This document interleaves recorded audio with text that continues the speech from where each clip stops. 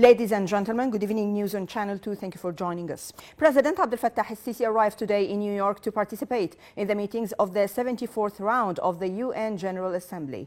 President el-Sisi is due to deliver Egypt's statement before the general session of the UN General Assembly. The statement is to review Egypt's vision and status toward the latest development regionally and internationally, as well as the issues of African continent in the light of Egypt's presidency of the African Union. President el-Sisi also is to hold a series of bilateral summits with a number of heads of states and governments participating in the UN General Assembly meetings in New York. The summits are to focus on exchanging points of view towards enhancing bilateral ties in all fields, as well as discussing regional and international issues of mutual concern. Meanwhile, President el-Sisi is to hold a number of extended meetings with leading U.S. figures, as well as the leading figures of the international American companies and the economic and investment organizations which aim to increase their activities in Egypt.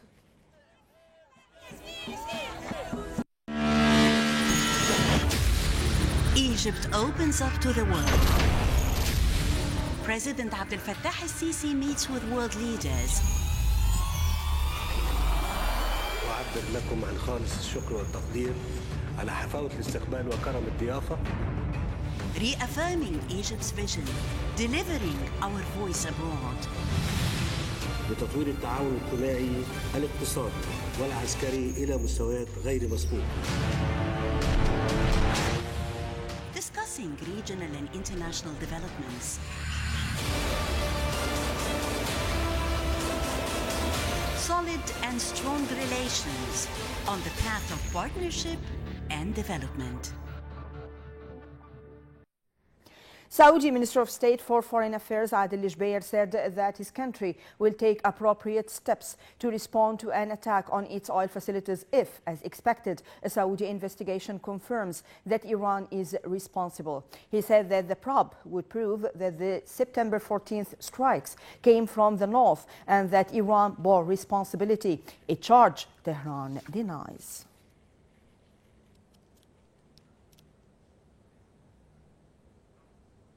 The head of the Iranian Elite Revolutionary Guards, Major General Hossein Salami, said today that Iran will pursue any aggressor, even if it carries out a limited attack, and seek to destroy it. This came as U.S. President Donald Trump approved sending American troops to bolster Saudi Arabia's air and missile defenses after the September 14th attack. Iran denies involvement in the attack, which was claimed by Yemen's Houthi movement.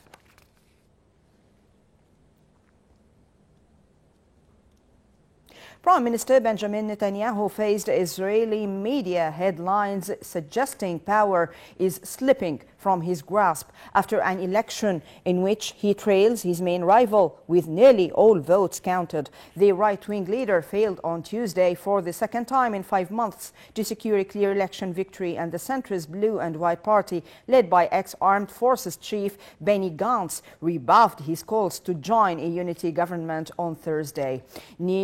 Final results released on Friday by the Knesset's election committee showed Blue and White will be the largest single party in the new parliament with 33 of the 120 seats, with Netanyahu's Likud winning 31 seats, 3 less than it had before. A bus bombing killed at least 12 people and wounded several others near Iraq's holy city of Karbala, south of Baghdad. 2 police spokesmen in the area said an explosive device planted on the bus detonated at a northern entrance to the city, setting fire to the vehicle. They said their wounded were rushed to hospital. There was no immediate claim of responsibility for the blast.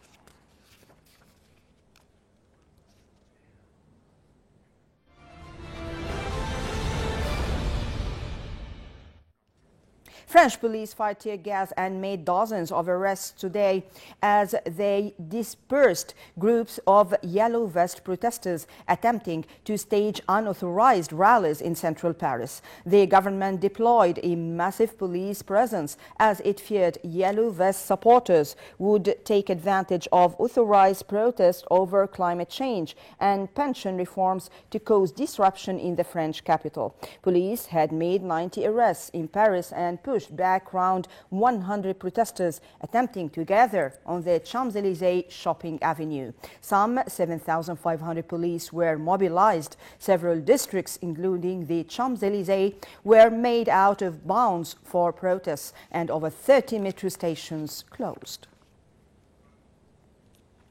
Groups of China supporters pulled down Lenin walls of anti-government protest messages across Hong Kong today, raising the possibility of clashes with democracy supporters and another weekend of trouble. By mid-morning, dozens of Beijing supporters had started to tear down the large mosaics of colorful posted notes calling for democracy and denouncing perceived Chinese meddling in the former British colony. The installations have blossomed across the Asian Financial Center, at bus stops and shopping centers, under food bridges and along pedestrian walkways. They have also occasionally become hotspots of violence in the city's 3 months of unrest.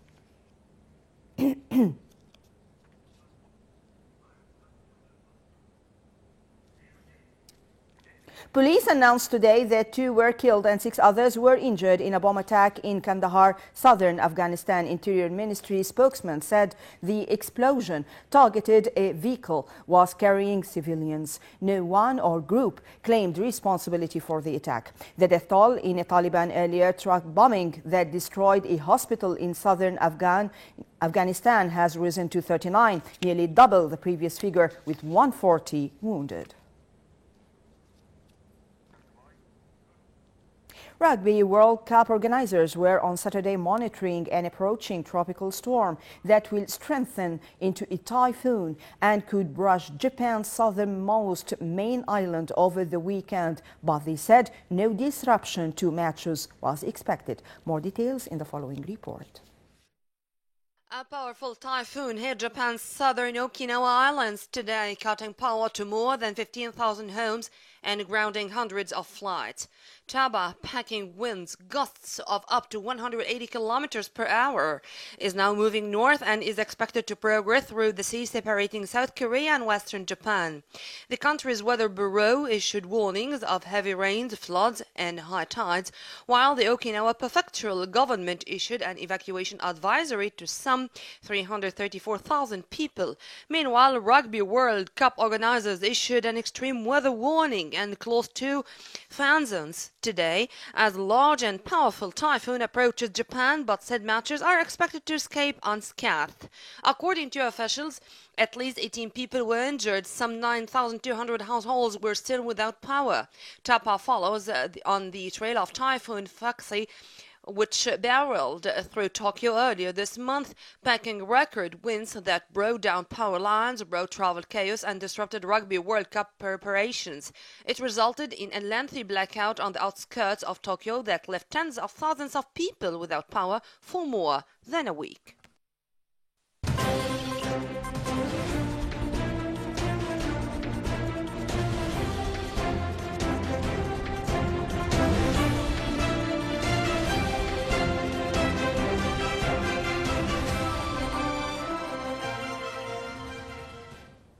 And to economy, where the Egyptian pound continued its path toward achieving record high against the dollar, with the dollar dropping 3 piastres, a new record low. The pound rose against the dollar, with the greenback reaching 16.24 for buying and 16.34 for selling.